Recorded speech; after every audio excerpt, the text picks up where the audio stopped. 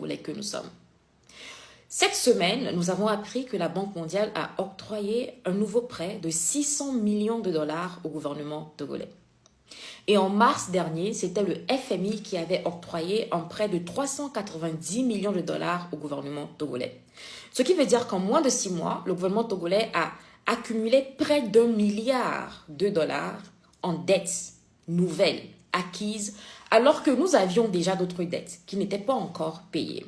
D'ailleurs, la dette du FMI, qui est connue comme Extended Debt Program, ça permet aux pays surendettés d'octroyer d'autres dettes pour rembourser les dettes qu'ils n'arrivaient pas à payer. Ce qui veut dire que ce ne sont même pas de l'argent qui seront investis dans notre économie, c'est de l'argent qui sera payé à nos créanciers.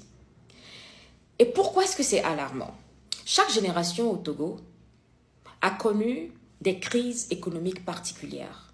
Et ces crises économiques, on le sent à différents niveaux.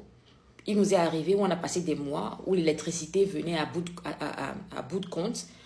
Il nous est arrivé dans les périodes où les gens peinaient à manger. Et aujourd'hui, nous nous retrouvons encore dans cette situation où beaucoup de Togolais peinent à manger, surtout dans les zones rurales où plus de 60% des Togolais habitent.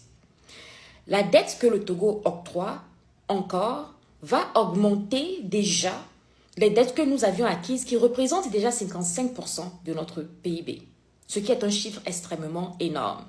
Et le constat par les institutions financières est qu'entre 2019 et 2024, les dettes du Togo ont augmenté à un rythme de 12% par année. 12%. Cependant, le PIB du Togo a énormément baissé, ce qui veut dire que nous sommes en train de produire moins, nous sommes en train de vendre moins que nous sommes en train d'emprunter.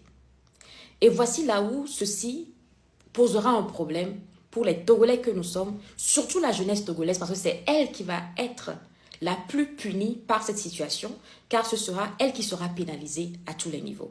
Et je vais vous expliquer pourquoi.